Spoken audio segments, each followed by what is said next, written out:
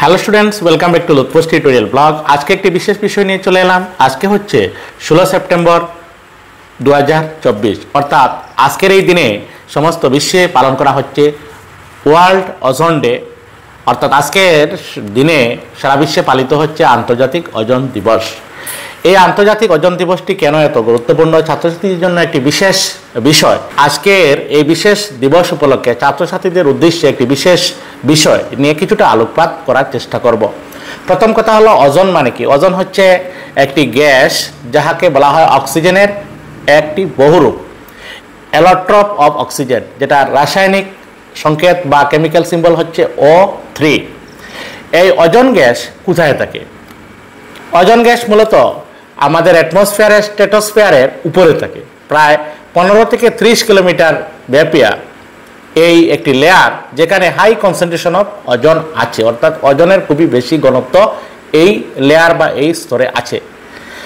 কোন কথা হচ্ছে এই ওজন দিবসটি প্রতি বছর কেন পালন করা হয়? এখানে অনেকগুলো কারণ আছে ওজন দিবস পালনের। আমরা আলোচনা করব যে ওজন দিবস কেন প্রতি বছর এই 16 সেপ্টেম্বর তারিখে পালন করা হয়ে থাকে।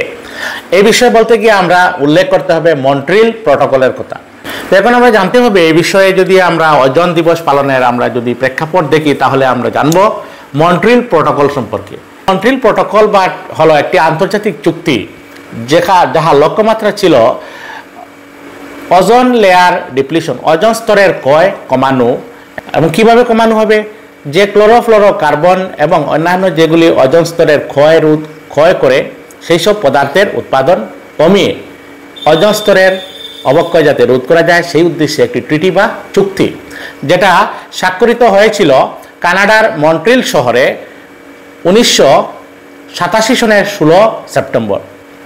যেটা স্বাক্ষর হয়েছিল কানাডার মন্ট্রিল শহরে 1987 সনের 16 সেপ্টেম্বর। এবং তারপরে 1994 সনে রাষ্ট্রসংঘ ঘোষণা করে যে এই প্রতি বছর এই দিনটি যাতে মন্ট্রিল প্রটোকল সাইন হওয়ার স্বাক্ষরের দিনটি যাতে ওয়ার্ল্ড ওজন ডে হিসেবে সেলিব্রেট করা হয় ওয়ার্ল্ড ওয়াইড বা বিশ্বব্যাপী। তারপর একটি কারণ আছে কেন এই দিবসটি পালন করা হবে।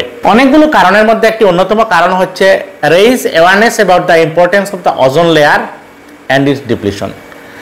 তো অনেকগুলো কারণের মধ্যে one of the main reason is to raise awareness about the ozone layer and its depletion, অর্থাৎ ওজন লেয়ার বা ওজন স্তরের গুরুত্ব এবং ইহার যে ক্ষয় হইতেছে সে বিষয়ে সচেতনতা বৃদ্ধির উদ্দেশ্যে আজকের এই দিনে সারা বিশ্বে ওয়ার্ল্ড ওজন ডে পালন করা হয়। সেটা একটা কারণ। তাছাড়া আরেকটি কারণ হচ্ছে recognise the success of Montreal protocol. মন্ট্রিল প্রটোকলের অ্যাচিভমেন্টকে রিকগনিশন দেওয়ার জন্য এই দিবসটি পালন করা হয়ে থাকে। তার কারণ হচ্ছে এই প্রটোকল বা এই ট্রিটি চুক্তি স্বাক্ষরের পর থেকে ধীরে ধীরে যে ওজন লেয়ার ডিপ্লিশন বা ক্ষয় সেটা কমতে আরম্ভ করে, এবং অনেকাংশে সেটা কমে গিয়েছে বর্তমানে।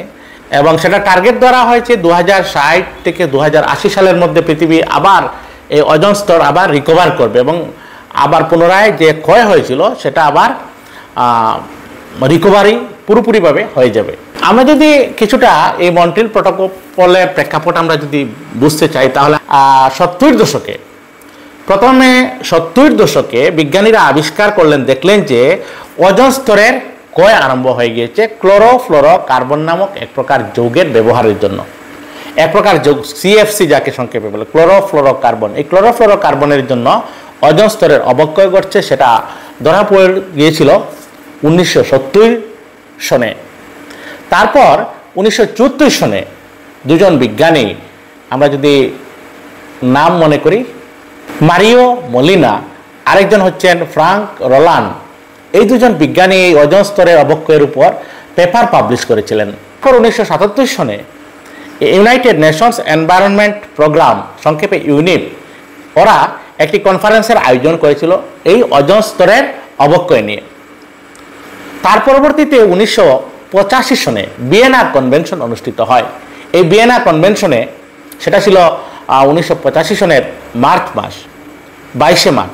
এবং সেই দিন কি হয়েছিল, এই প্রোটেকশন অফ ওজন লেয়ার 1985 সনের 22 মার্চ ওজোন স্তরের ক্ষয় রোধের জন্য পৃথিবীর 28টি দেশ একত্রিত হয়ে একটি সন্ধিতে স্বাক্ষর করে। সেটার মূল লক্ষ্য ছিল কিভাবে ওজোন স্তরের অবক্ষয় কমানো সম্ভব।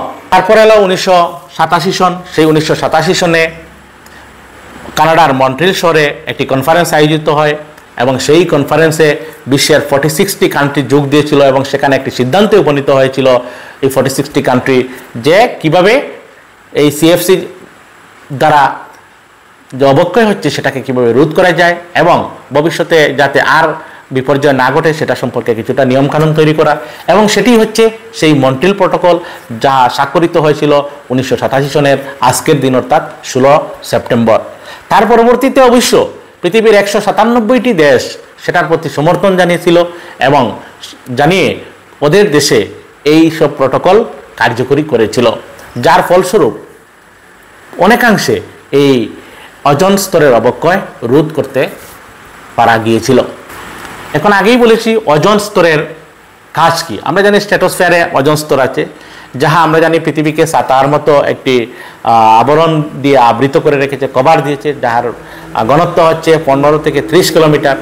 এবং একটি কথা অবশ্যই এখানে বলতে হবে, এই ওজোন স্তরের মূল কাজ হচ্ছে সূর্যে থাকা মারাত্মক ইউভি রে, যেটা আলট্রাভায়োলেট রে এ বি সি, এগুলোকে ওরা প্রোটেকশন দেয় এবং যে সবচেয়ে ক্ষতিকর যেগুলো আলট্রাভায়োলেট রে আছে অতিবেগুনি রশ্মি সেগুলিকে ওরা মানে পৃথিবীতে আসতে দেয় না। এখন প্রশ্ন হলো আলট্রাভায়োলেট রে পৃথিবীতে এলে কী হবে? অনেকগুলো অসুবিধা আছে। ফাংশন অফ ওজোন লেয়ার হিসেবে যদি আমরা বলি তো প্রথম ফাংশন হচ্ছে ইউভি রে প্রোটেকশন। এই ওজোন স্তরে ইউভি রে প্রোটেকশন দেয়।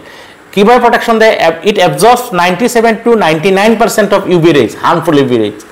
মানে ওজোন স্তর 97 থেকে 99% আলট্রাভায়োলেট বা অতিবেগুনি রশ্মি শোষণ করতে সক্ষম, অর্থাৎ এগুলো পৃথিবীতে আর আসতে পারে না ওই স্তর ভেদ করে।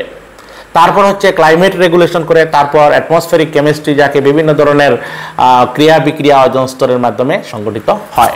এবার আমরা আলোচনা করব importance of ozone layer. Ozone layer যদি না থাকতো তাহলে কি হতো?